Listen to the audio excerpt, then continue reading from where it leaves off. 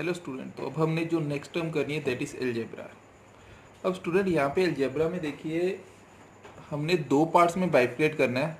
तो पहला पार्ट जो मैंने लिखा हुआ है ऑलरेडी यहाँ पे लिखा हुआ है दैट इज़ क्वाड्रेटिक इक्वेशन, और इसका जो बी पार्ट है वो है बाइनोमियल।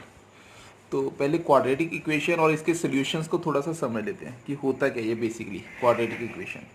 तो स्टूडेंट देखिए यहाँ पे स्टूडेंट जैसे मैं अगर लिख दूँ x+1 इज इक्वल टू 0। तो स्टूडेंट यहाँ पे एक इक्वेशन है और एक ही वेरिएबल है, ठीक है। अगर एक इक्वेशन और एक वेरिएबल तो इसका जो सोल्यूशन आएगा वो भी एक ही होगा, जैसे x इज इक्वल टू -1। समझ रहे ना, एक इक्वेशन मतलब एक इक्वेशन है, वन इक्वेशन, तो इसका मतलब इसके वेरिएबल भी कितने हैं, वन वेरिएबल। तो एक इक्वेशन एक वेरिएबल हो तो इसका सोल्यूशन भी कितना आएगा, तो एक ही सोल्यूशन आएगा that is x is equal to -1। Similarly अगर मैं इस इक्वेशन के साथ लिख दूं x+1 इज इक्वल टू 0 की जगह x+y इक्वल टू 0, तो स्टूडेंट यहाँ पे नंबर ऑफ वेरिएबल कितने हैं, इक्वेशन एक है, ठीक है, पर वेरिएबल्स यहाँ पे दो हैं। तो अगर दो वेरिएबल हैं तो हमें एटलीस्ट दो इक्वेशंस चाहिए टू गेट द सोल्यूशन। तो ये तो बिल्कुल बेसिक टर्म है जो आपने लोअर क्लास में पढ़ी होंगी। तो इसके साथ अगर मैं लिख दूं x minus y is equal to 0, तो आप इससे दो इक्वेशन बन जाएगी। तो इसका मतलब अगर दो वेरिएबल हैं तो हमें दो इक्वेशंस चाहिए।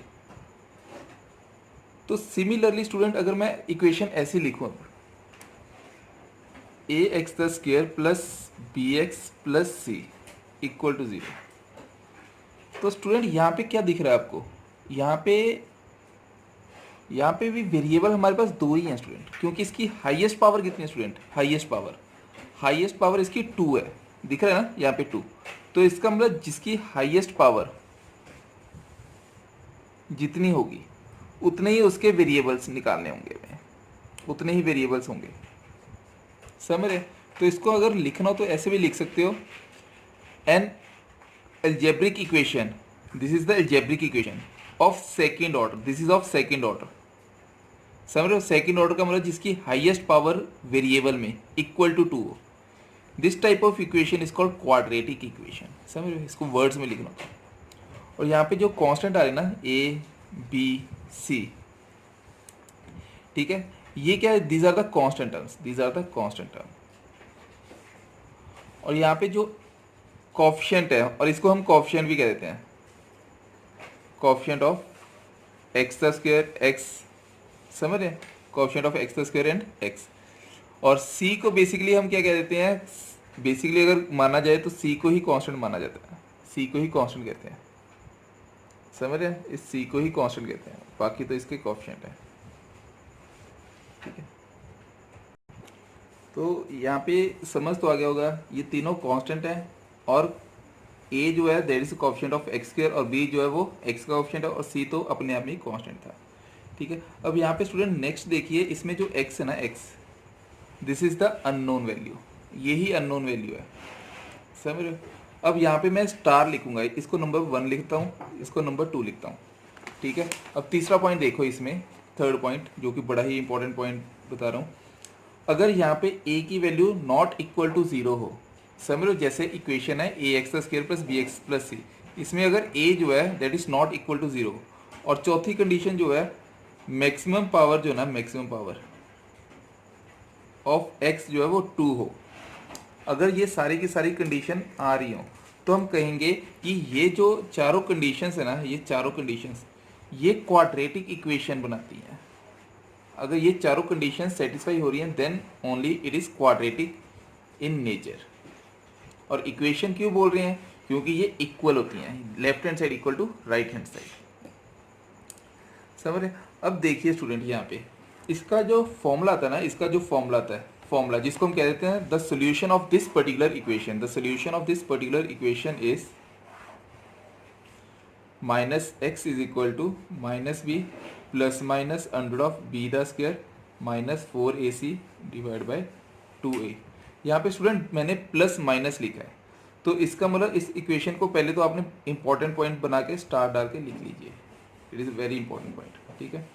तो यहाँ पे दो इक्वेशंस आएंगी, एक तो x1 जिसको हम अल्फा मान लेते हैं, और दूसरा वेरिएबल जो आएगा दैट इज x2। दो वेरिएबल्स आएंगे क्योंकि यहाँ पे एक प्लस का आएगा और दूसरा माइनस का आएगा, तो एक को x1 मान लिया और दूसरे को x2, जिसको हम बीटा भी कह देते हैं, समझ रहे। तो अगर ये पॉजिटिव आई, लेट अस अज्यूम अगर ये पॉजिटिव आ रही है स्टूडेंट, अगर ये पॉजिटिव आ रही है, अगर ये पॉजिटिव आ रही है तो हम मान लेते हैं कि ये x1 है, ठीक है। दो वेरिएबल्स आएंगे, एक पॉजिटिव आएगा और दूसरा नेगेटिव आएगा। अगर ये पॉजिटिव आया तो हमने मान लिया कि ये x1 है, अगर ये नेगेटिव आया तो हमने मान लिया ये x2 है, समझ स्टूडेंट। स्टूडेंट देखिए इसी इक्वेशन को लिखने का तरीका, अगर ये इक्वेशन जैसे हमारे पास थी ax² plus bx plus c equal to 0 ऐसी थी, तो हमने कहा कि यहाँ पे जो x1 होगा that is equal to minus b plus minus under of b² minus 4ac upon 2a, ये हमने पढ़ा हुआ है, समझ रहे ना। सॉरी यहाँ पे एक प्लस मान लेते हैं क्योंकि x1 को हमने पॉजिटिव माना था और x2 को हमने नेगेटिव माना, तो इसको हम ऐसे लिख सकते हैं minus b minus under of b² minus 4ac divide by 2a, समझ रहे हैं। और उसके बाद देखिए इसको मैंने लिख दिया स्टार। अब यहाँ पे देखो इसको आगे और अच्छे से समझिए, ये अल्फ़ा, इसको मैंने अल्फ़ा भी माना था और इसको मैंने माना था बीटा। अब स्टूडेंट एक दो टर्म्स है जो आपने याद रखनी है, अगर मैं कह दूं अल्फ़ा प्लस बीटा, ये होता है माइनस बी अपॉन ए, मतलब यहाँ पे x1 प्लस x2 जो माना गया, one of the same thing, समझ रहे। सिमिलरली अगर मैं कह दूं x1 डॉट x2, ठीक है, x1 डॉट x2, तो ये हो जाएगा c अपॉन ए, समझ रहे हो। ये क्लियर हो रही है टर्म, और ये इक्वेशन आपने याद रखनी है, this is equation number 1 and this is equation number 2, समझ रहे हो, दिस इज इक्वेशन नंबर 2। अब देखिए स्टूडेंट इसके बाद यहाँ पे जो डेल्टा है या डी लिख देते हैं कई बार, डेल्टा जो है that is equal to b² minus 4ac के इक्वल है, डेल्टा जो है that is equal to b² minus 4ac के इक्वल है, जिसको हम डी भी लिख देते हैं, minus b plus minus under of d upon 2a ऐसे भी लिख देते हैं। अब यहाँ पे स्टूडेंट जो डेल्टा या डी, कुछ भी वर्ड याद रखना आपने, अगर यहाँ पे डेल्टा या बी की वैल्यू, अगर डेल्टा की या बी की वैल्यू फॉर एग्जांपल ये नॉट इक्वल टू 0 हो, this is not equal to 0, तो हम कह देंगे कि x1 जो है वो नॉट इक्वल टू x2 होगा, वो तो दिख भी रहा हमें, ठीक है। दिस इज इक्वेशन नंबर 3, इसमें आप पुट करके भी देख लेना, ठीक है। अगर हम मान ले कि ये वाली जो टर्म है दैट इज इक्वल टू 0 आ जाए, b² minus 4ac equal to 0 आ जाए, ठीक है, तो इसका मतलब x1 जो है वो x2 के इक्वल आएगा स्टूडेंट, समझ रहे हो। अगर ये b² माइनस 4ac 0 आ गया, b² minus 4ac equal to 0 आ गया, तो ऑब्वियस है कि x1 जो है x2 के इक्वल आएगा, जो ऊपर हमने टर्म की है। जैसे यहाँ पे देखिए, यहाँ पे देखिए अगर x1 जो है x2 के इक्वल कब आएगा, जब ये वाली d की वैल्यू 0 रही, b² माइनस 4ac 0 रहा है, तो बाकी तो टर्म सेम रहेगी, समझ रहे स्टूडेंट। ये कंडीशंस हैं जो आपने याद रखनी है इसकी। चलो अब इसको एग्जांपल के साथ समझते हैं। जैसे फॉर एग्जांपल हमारे पास है 2x² minus x minus 3 equal to 0, ये है हमारे पास एक क्वाड्रेटिक इक्वेशन है। जैसे हमारे पास होता है ax² plus bx plus c equal to 0, तो यहाँ पे स्टूडेंट हमारे पास a की वैल्यू है 2, समझ रहे हैं, और b की वैल्यू यहाँ पे जो है b की value that is equal to -1 और c की वैल्यू हमारे पास है -3, जैसे देख के समझ आ रहा है यहाँ पे। तो इसका मतलब हमें d का फॉर्मूला पता है, d is equal to b² minus 4ac है, ठीक है। तो इसका मतलब d का जो वैल्यू आएगी d की, b की वैल्यू कितनी है, b की वैल्यू यहाँ पे -1 का होल स्क्वायर मीन्स 1 नहीं आ जाएगा, -4 into a into c, 4 into 2 -2 into 3, समझ लो -3। तो इसको जब हम सॉल्व करेंगे ये बन गया 1 और ये बन गया 24, तो मतलब 1 प्लस 24, तो ये आ गया 25। तो इसका मतलब x1 dot x2 which is equal to, अब x1 डॉट x2 इसका फॉर्मूला हमने किया अल्फा डॉट बीटा, वो किसके इक्वल होता है, c डिवाइड बाय a, समझ रहे हैं। तो c divide by a plus में, तो c की वैल्यू कितनी है यहाँ पे -3 और a की वैल्यू कितनी है 2, तो ये आ गया -3/2, समझ रहे हैं। सिमिलरली अगर x1 प्लस x2 की बात करें, x1 प्लस x2 की बात करें, तो x1 प्लस x2 जो है वो किसके इक्वल था, अभी हमने किया था, that is equal to -b upon a, तो यहाँ पे माइनस लिख दिया और b की वैल्यू कितनी है -1 और ए की वैल्यू कितनी है 2, तो माइनस माइनस प्लस हो गया, तो ये आ गया 1/2। तो इसको मैंने लिख दिया इक्वेशन नंबर 1 और इसको मैंने लिख दिया इक्वेशन नंबर 2। अब देखिए स्टूडेंट कैसे हमने इस x1 और x2 को समझना है। अब देखो हमें पता है x1 और x2 दो क्वाड्रेटिक इक्वेशंस की वैल्यू थी, तो इसका मतलब x1 की जो वैल्यू थी that is equal to -b plus under of b the square minus 4ac divide by 2a, यही था फॉर्मूला हमारे पास। ठीक है, तो इसका मतलब ये हुआ, इसमें अगर हम वैल्यू पुट करेंगे -b मतलब -1, मैं यहाँ पे डायरेक्ट पुट कर देता हूँ -1 प्लस माइनस ये आ गया था 25 डिवाइड बाई 4, तो -1 प्लस 25 डिवाइड बाई 4, तो इसका मतलब ये आ गया सॉल्व करेंगे 5 रूट आएगा रूट 25/4, तो 5 और ये 1, तो 5 और ये 1 आ गया -b की वैल्यू माइनस थी, माइनस माइनस प्लस हो जाएगा। ठीक है, यहाँ पे भी करेक्शन कर लेना। तो इसका मतलब ये हुआ, ये आ जाएगी वैल्यू 6/4, समझ गए, और 6/4 मतलब 3/2, समझ गए 3/2। और x2 की वैल्यू देखते हैं, x2 की वैल्यू, x2 का सॉल्व करोगे तो -b मतलब फिर से ये 1 plus 1 plus minus under of 25, sorry minus आ जाएगा, यहाँ पे रूट ले रहे हैं माइनस का, क्योंकि x2 जो है -b plus minus under of b the square minus 4ac/2a। a की वैल्यू कितनी थी, दैट इज इक्वल टू 2, फिर से 4 वही आ गया। ठीक है, और इसका मतलब इसको हम जब सॉल्व करेंगे तो यहाँ पे आ जाएगा 1 - 5, 1 - 5 मतलब -4 डिवाइड बाई 4, तो मतलब ये आ गया -1। अब स्टूडेंट x1 डॉट x2 जैसे यहाँ पे किया x1 डॉट x2, इन दोनों को मल्टीप्लाई करोगे -3/2 इंटू -1, तो -3/2 मतलब ये जो आंसर आ रहा है वो हमारा बिल्कुल सही आ रहा है। सिमिलरली अगर हम प्लस करेंगे 3/2 -1, 3/2 में से एक माइनस करोगे तो 1/2 ही आएगा। तो स्टूडेंट इसका मतलब ये एक वे है समझने का अल्फा डॉट बीटा, और ये सारा का सारा आपने लोअर क्लास में किया हुआ है। स्टूडेंट इसको आप ऐसे भी समझ सकते हो कि जैसे फॉर एग्जांपल आपके पास एक इक्वेशन है 4x का square minus 4x plus 1 equal to 0। ठीक है, ये जो इक्वेशन आएगी इसमें आपका डेल्टा जो है मतलब d की वैल्यू 0 आएगी, और जब डेल्टा की वैल्यू 0 आएगी तो इसका मतलब यहाँ पे x1 की वैल्यू और x2 की वैल्यू सेम आनी चाहिए। तो आप ये चेक करना है ये क्वेश्चन। ठीक है, ये आपके लिए होमवर्क मैंने छोड़ दिया, 4x का स्क्वायर प्लस 4x माइनस 1। समझ रहे स्टूडेंट इसमें अगर यहाँ पे देखिए अभी तक तो हमने सिंपल से क्वेश्चन किए हैं। ठीक है, अगर यहाँ पे डिस्क्रिमिनेंट की वैल्यू नेगेटिव आ जाए, फॉर एग्जांपल जैसे पीछे 0 किया है, ये भी आप अपने आप ट्राई करना है, ऐसे क्वेश्चंस देखना। ठीक है, x1 तो इसका मतलब x1 जो है ना और x2, समझ रहे हो, इनमें से कोई भी एक वैल्यू नेगेटिव हो सकती है। ठीक है, तो ऐसे कहोगे आप x1 और x2 जो है ना उनका जो रिजल्ट आएगा मतलब अल्फा बीटा, वो जो रिजल्ट देंगे वो इमेजिनरी होंगे, विल बी इमेजिनरी। और ऐसी टर्म्स के लिए आप जो टर्म यूज करते हो उसको हम कहते हैं आयोटा। ठीक है, ये आप मैथ्स में पढ़ोगे आयोटा। ठीक है, बेसिकली क्या होता है, आयोटा स्क्वायर की वैल्यू होती है -1। ठीक है, तो हम इसको मतलब कि -1 इमेजिनरी टर्म को इस फॉर्म में समझते होते हैं, पर इतना अभी डिटेल में जाने की ज़रूरत है नहीं है। ठीक है, जितना कर रहे हैं वो सफिशिएंट है। स्टूडेंट एक और फॉर्मूला आपने याद रखना है, अगर याद रख पाते तो ठीक है, नहीं याद रख पाते तो इतना ज़रूरत है नहीं है। Magnitude of alpha minus beta and this is equal to under of D by magnitude of A. तो ये भी एक फॉर्मूला है जो आपने याद रखना है, अगर याद रखोगे तो ठीक है।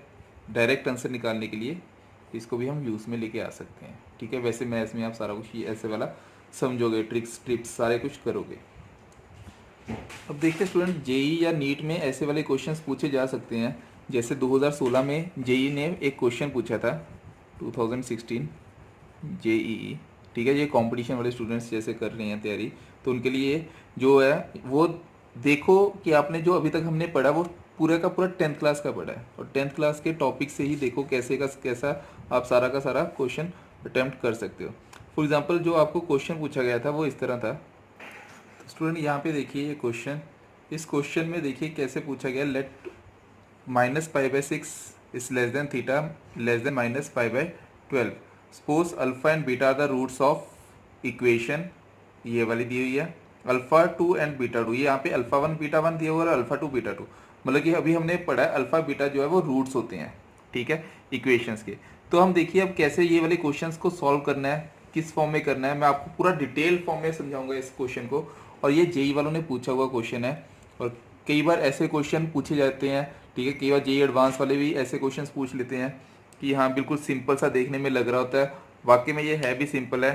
देखो अभी तक हमने कुछ स्टार्ट किया नहीं और जेई वालों का क्वेश्चन आना भी शुरू हो गया है।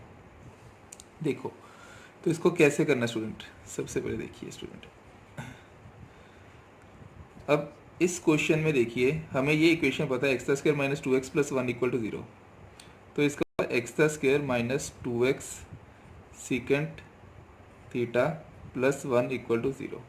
तो मैं मान लेता हूँ कि यहाँ पे जो x है वो वेरिएबल है, ठीक है। तो इसका मतलब x की वैल्यू जो आएगी वो क्या आएगी, अब यहाँ पे x का एक वैल्यू आ सकती है b माइनस बी प्लस में अंडर ऑफ बी दस के माइनस 4ac अपॉन 2a। तो माइनस बी, यहाँ पे माइनस बी मतलब b की वैल्यू कितनी है 2 सीकेंड थीटा, तो माइनस बी क्या हो जाएगा 2 सीकेंड थीटा प्लस माइनस लिख देते हैं under of B the square minus 4ac।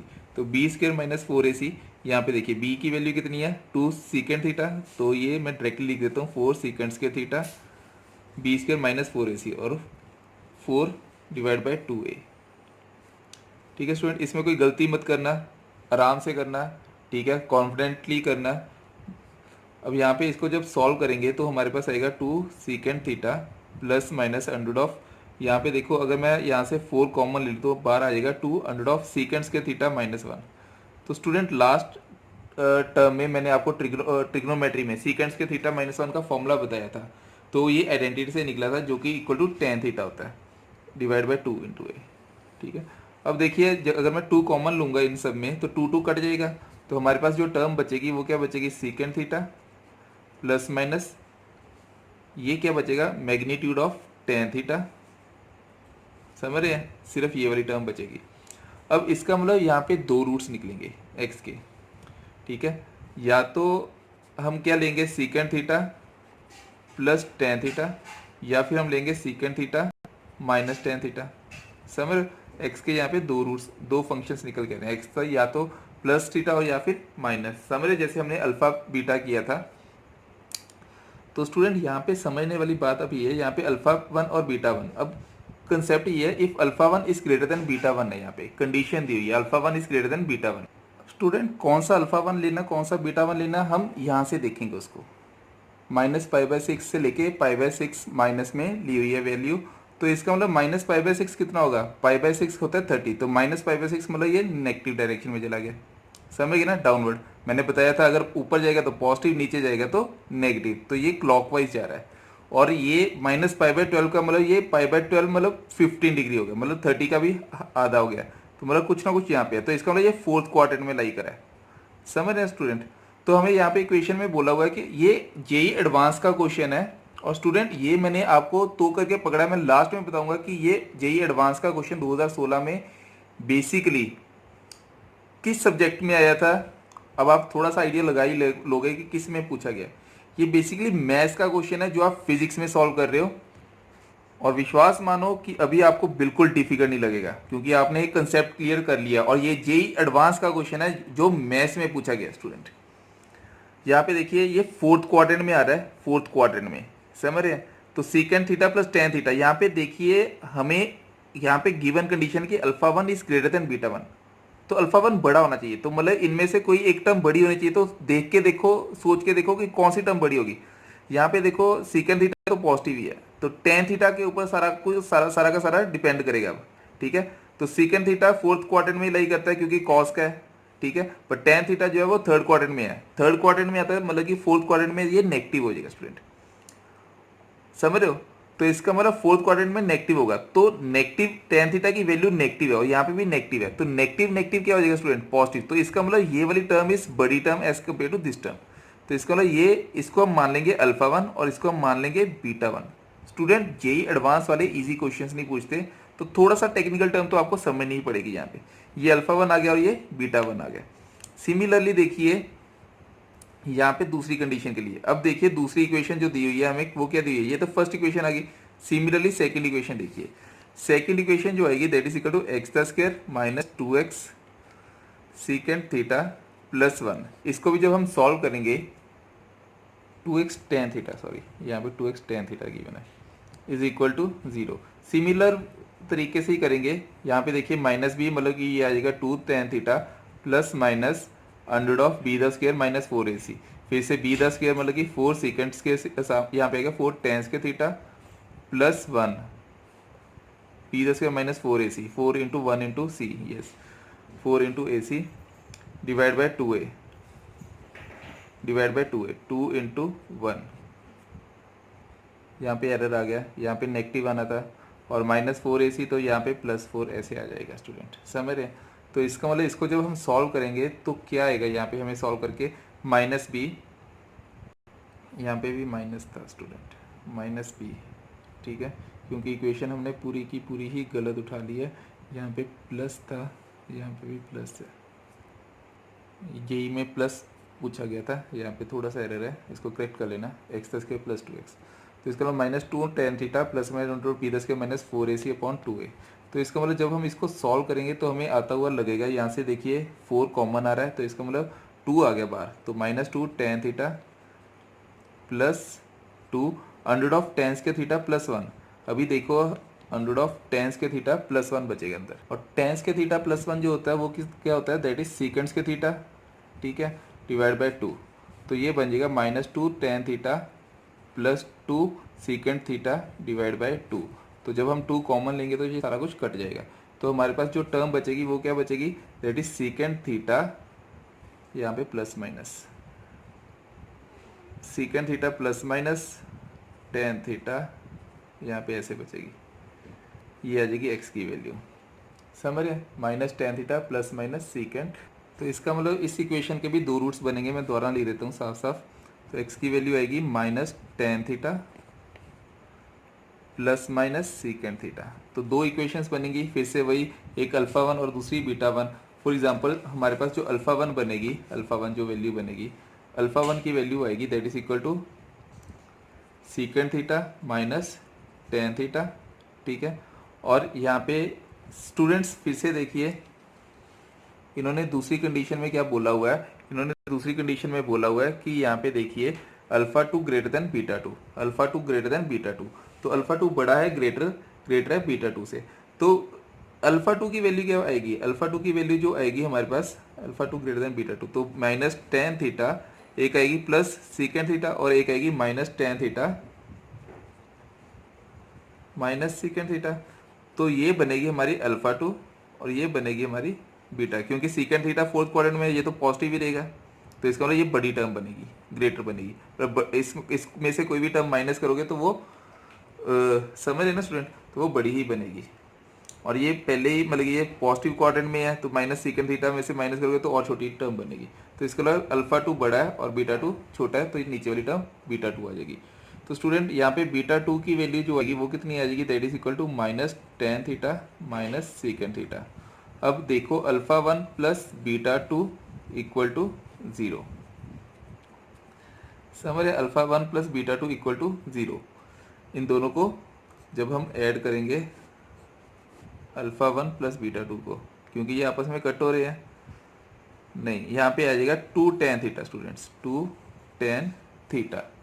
तो हमारे पास ये ऑप्शन में गिवन है, देखते हैं ये ऑप्शन में गिवन है, यहाँ पे देखिए ये हमारे पास सी ऑप्शन है, तो इसका मतलब इसका आंसर जो आएगा दैट इज सी। तो ये जेई एडवांस का क्वेश्चन था स्टूडेंट जो हमने अभी किया है। तो देखो आप अभी बिगिनर्स हो, ठीक है, अभी आपने मैथ्स का कुछ पार्ट किया भी नहीं है स्टार्ट, और देखो ये कितना टफ पार्ट मैथ्स का जो है क्वाड्रेटिक इक्वेशन का, फिजिक्स में इसका यूजेस था थोड़ा सा, तो मैंने इसको करवा दिया, और देखो बिल्कुल ही इजी फॉर्म में करवाया है, इसमें कोई आपको रॉकेट साइंस की लगी होगी, बस ये है कि स्टेप ज़्यादा है और थोड़ी लेबर वर्क ज़्यादा है।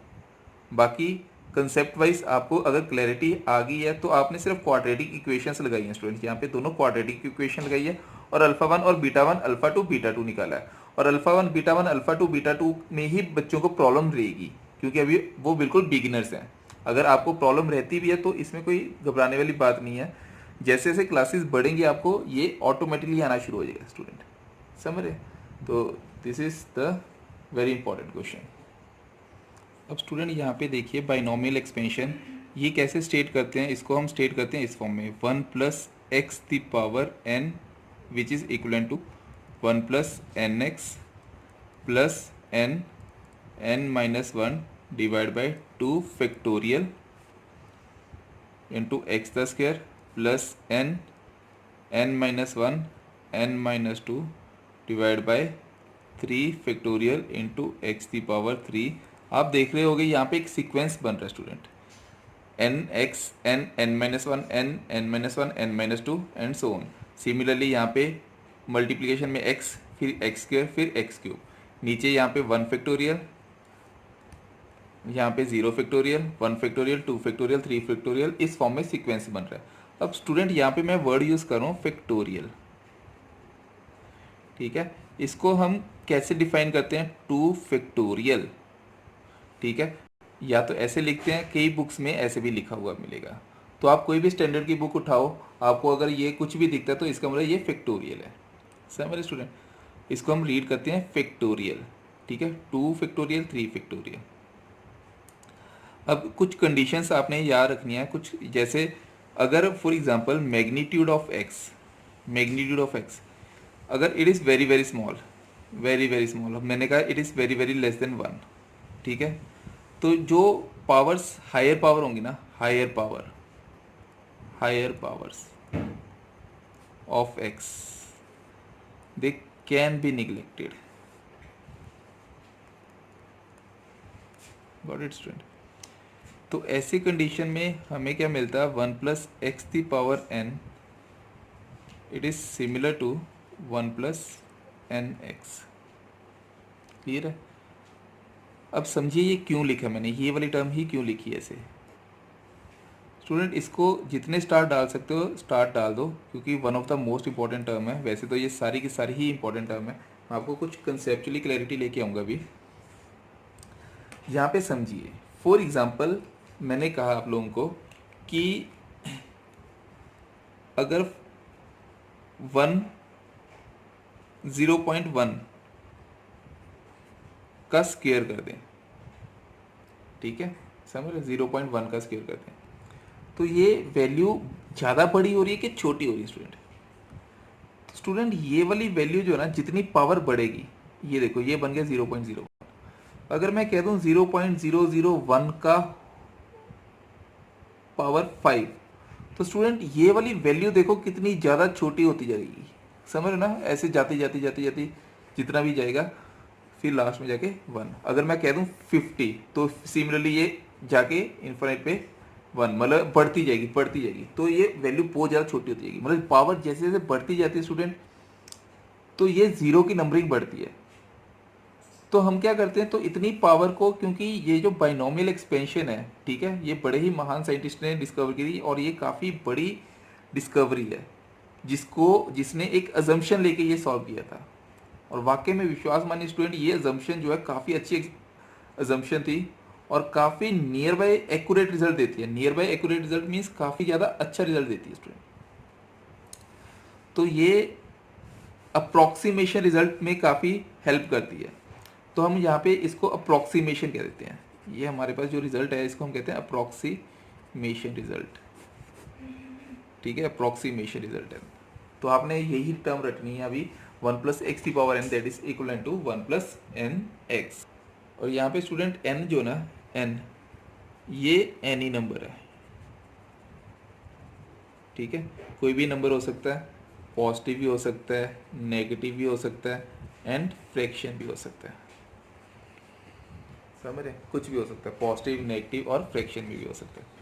अब समझिए, एक्स की वैल्यू भी आपको पता होना चाहिए। जो एक्स है ये कहाँ से लेके कहाँ तक यही करना चाहिए, इसकी जो रेंज होती है ना, range that lies between -1 to +1, इसके बीच में लाई करना चाहिए स्टूडेंट।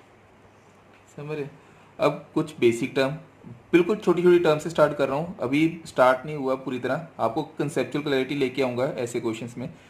देखो अगर मैं लिख दूँ 1 फैक्टोरियल, तो इसका मतलब समझना, इसका मतलब है 1। 0 फैक्टोरियल को भी 1 ही बोलते हो स्टूडेंट, ठीक है। अगर मैं लिख दूँ 2 फैक्टोरियल, मतलब कि 2 के पीछे वाली सारी टर्म्स, 2 × 1। समझ रहे हैं, इसको बाद में समझना, अभी के लिए मत देखो, नहीं तो कंफ्यूज हो जाओगे ऐसी टर्म्स के लिए। 2 × 1 मतलब इसका आगे result 2। 3 factorial means 3 × 2 × 1 which is equal to 6। 4 factorial means 4 into 3 into 2 into 1। 5 factorial means 5 into 4 into 3 into 2 into 1। तो इसको लिखने का वे ही है कि 5 है तो 5 उससे previous term, next previous term, ऐसे मल्टीप्लाई करते जाना है, समझ रहे हैं। और यहाँ पे कंडीशन जो याद रखनी है कि मैग्नीट्यूड ऑफ एक्स जो है ये बड़ा ही छोटा लेना है आपने, ठीक है। अगर ये छोटी टर्म ले रहे हो तो 1 plus x the power n is equal to 1 plus n x. Similarly अगर ऐसे लिखा जाए, अब देखो स्टूडेंट, अब थोड़ा सा कंसेप्ट तो आपको समझ आना शुरू हो जाएगा। अब देखो अगर मैं लिख दूँ 1 plus x the power minus n, समझ रहे हो। अब पावर सिंपल टर्म है कि आपने क्या करना है, इस पावर को आगे लेके आना, जो भी पावर दी होगी उसको आगे लेके आना। तो यहाँ पे जो 1 प्लस एन एक्स है, तो यहाँ पे क्या बन जाएगा 1 माइनस एन इंटू एक्स, समझ रहे student, 1 minus n into x. अब सिमिलरली अगर इसको इस फॉर्म में लिखना हो, देखो 1 माइनस एक्स की पावर एन, तो इसको कैसे लिखोगे 1 माइनस एन एक्स, ये दोनों का रिजल्ट सेम आएगा। सिमिलरली अगर ऐसे पूछा जाए 1 माइनस एक्स की पावर माइनस एन, तो ये बन जाएगा 1 प्लस एन एक्स, समझ रहे हो। तो ईजी हो गया। अब देखो इसके थोड़े से एक दो क्वेश्चन देखो, जैसे ऐसे पूछा जाता है कई बार 1 प्लस एक्स की पावर 2, तो ये क्या बन जाएगा 1 प्लस 2x। क्लियर हो रही है टर्म। यहाँ पे देखो जो 2 है वो n की तरह बिहेव कर रहा है, ठीक है, तो ये 2 आगे आ जाएगा यहाँ पे। अब दूसरा देखो, अगर मैं लिख दूँ 1 माइनस एक्स की पावर 5, तो इसका क्या आ जाएगा 1 माइनस 5x। सिंपल सी टर्म आपने याद रखनी है, क्योंकि ये हम अप्रॉक्सीमेशन में ले रहे हैं, हम सिर्फ पहला वाला रिजल्ट ही उठा रहे हैं। अगर आप आगे वाला उठा के देखना चाहते हो, वैसे लॉजिकली क्या होता है, इसको करने का तरीका देखो, फुल फ्लेज लंबा चौड़ा तरीका जो करना होता है, उसमें क्या रहता है, जैसे ये फॉर्मूला है हमारे पास, ये देखिए ये फॉर्मूला है। अगर मैं कह दूं आपको यहाँ पे 1 प्लस एक्स की पावर, जैसे पीछे किया था 2 ही किया, ठीक है। अब देखो अगर फुल फ्लेज करना हो, जैसे बहुत ही अच्छा रिजल्ट लेके आना हो, तो कैसे लेके आओगे 1 प्लस, सबसे पहले 1 प्लस एन एक्स, एन के यहाँ पे 2, 2 into X divide by 1 factorial into X आ गया, प्लस उसके बाद नेक्स्ट टर्म क्या आएगी एन माइनस 1, मतलब कि 2 माइनस 1 मतलब 1 divide by 2 factorial into x the square, plus so on ऐसे बढ़ता जा रहा है, समझ रहे हो ना। अब आगे वाली हायर पावर निगलेक्ट कर देते हैं, चलो यहाँ तक का रखते हैं। तो ये क्या बन जाएगा 1 plus 2x plus 2 divide by 2 into x the square, समझ रहे हो ना। 2 फैक्टोरियल मतलब 2 इंटू 1, तो ये 2 कट गया। तो ये स्टूडेंट आपका एक फॉर्मूला जो आपने पढ़ा हुआ है, बिल्कुल वही फॉर्मूला बन गया स्टूडेंट, समझ रहे हो। सिमिलरली अगर 1 प्लस एक्स की पावर 3 करना हो, ठीक है, तो इसी फॉर्म से आप a plus B the whole cube का भी फॉर्मूला निकालना हो तो कैसे निकाल सकते हो, तो इसको ऐसे निकाल सकते हो a cube plus B cube, है ना, यही था, पर हमने ऐसे नहीं करना, हमने क्या लगाना formula 1 plus n x, n क्या है 3, एक्स क्या है एक्स, ठीक है, divide by 1 factorial, plus n क्या है फिर से 3, उसके बाद n minus 1 2 divide by 2 factorial मतलब 2 into 1 into x the square, plus n क्या है अब यहाँ पे 3 फिर 2 एन माइनस 1 एन माइनस 2 मतलब 1 डिवाइड बाय 3 फैक्टोरियल, समझ रहे हो। क्योंकि इसके आगे जाएंगे, जैसे पिछली टर्म में यहाँ पे 1 पे मैंने रोक दिया था, उसका कुछ लॉजिक था, क्योंकि यहाँ पे एन माइनस 1, उसके बाद अगर हम अगली टर्म में जाते तो जीरो हो जाता है, तो वो वैसे ही यहाँ पे करके भी देख सकते हो आप। अगर अगली टर्म पे जाते तो ये जीरो बन जाता, 2 इंटू 1 इंटू जीरो, तो ये जीरो वैसे ही बन जाना, तो मतलब यहाँ तक ही रहना था वो, जो कि बिल्कुल सही भी है। तो यहाँ पे भी इसके आगे जाओगे तो वो जीरो बन जाएगा। तो अब देखो क्या बना हमारे पास formula 1 plus 3x plus 6 divide by 2, तो मतलब यहाँ पे 3 बच गया into x the square plus into x the cube आएगा यहाँ पे 3 फैक्टोरियल मतलब 3 इंटू 2 इंटू 1, समझ रहे हो, 3 इंटू 2 इंटू 1, तो मतलब यहाँ पे 3 के साथ 3, 2 के साथ 2 कट गया, समझ रहे हो। तो हमारे पास क्या बचा यहाँ पे एक्स द क्यूब। और स्टूडेंट यही तो फॉर्मूला है 1 plus x the whole cube का, A cube plus B cube plus 3a square B and 3ab square, समझ रहे हो ना स्टूडेंट। तो ये देखो कैसे इजी कर देता है हायर पावर्स के क्वेश्चन को। जैसे आपको 1 प्लस एक्स की पावर 50 दे रहे हैं, तो जैसे मैंने बोला था, तो आप हायर पावर्स को निगलेक्ट करना है, तो अप्रॉक्सीमेशन में ये आपको अच्छा रिजल्ट दे देता है, क्योंकि इतनी बड़ी पावर को सॉल्व करना बेवकूफ़ी होगी। तो 1 प्लस 50x आ जाएगा आंसर, समझ रहे हैं। अब देखो स्टूडेंट, जैसे आप +1 में एक चैप्टर है ग्रेविटेशन, ठीक है, 9th क्लास में भी आपने सुना होगा इसका। तो ग्रेविटेशन में एक क्वेश्चन पूछा जाता है कि ऐसे क्वेश्चन था कि the value of acceleration due to gravity at a height H above the surface. मतलब कि जैसे मैं आपको ऐसे बताऊं कि अगर थ्योरेटिकल फॉर्म की जगह कि जैसे जैसे मैं यहाँ पे फॉर एग्जांपल ये हमारी एक अर्थ है, यहाँ से मैं अगर हाइट पे जाऊँगा ना स्टूडेंट, तो ग्रेविटी की वैल्यू डिक्रीज करती है स्टूडेंट। तो ग्रेविटी की वैल्यू मैं डिक्रीजिंग वाली को मैं जी डैश लिखता हूँ, यहाँ पे जो अर्थ की सरफेस पे होगी ग्रेविटी उसको मैं जी लिख देता हूँ, समझे। तो ये जो डिक्रीज करती है वो इतने अमाउंट से डिक्रीज करती है जितनी हमारी अर्थ की ग्रेविटी है into R square divide by R plus H the whole square,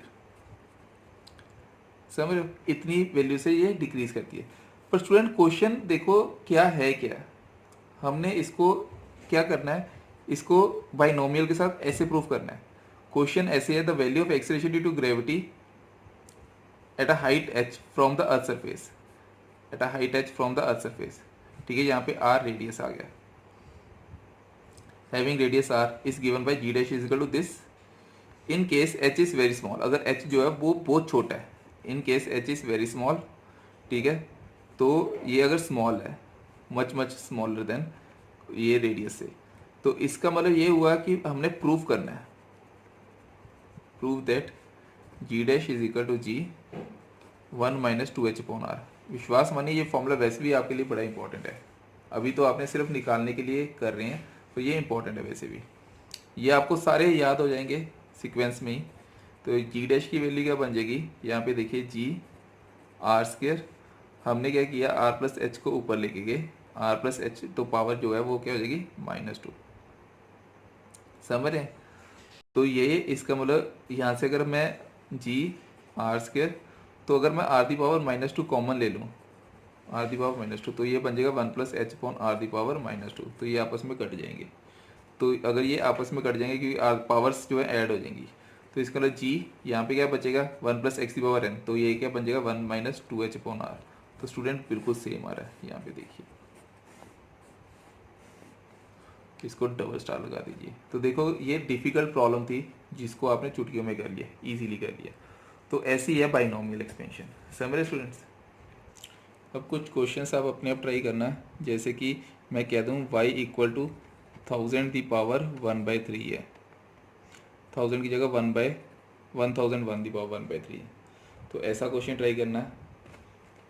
चलो ये मैं करवा देता हूँ, आप ट्राई करना y is equal to 1010 the power 1/3, ठीक है, ऐसे क्वेश्चंस आप ट्राई करना।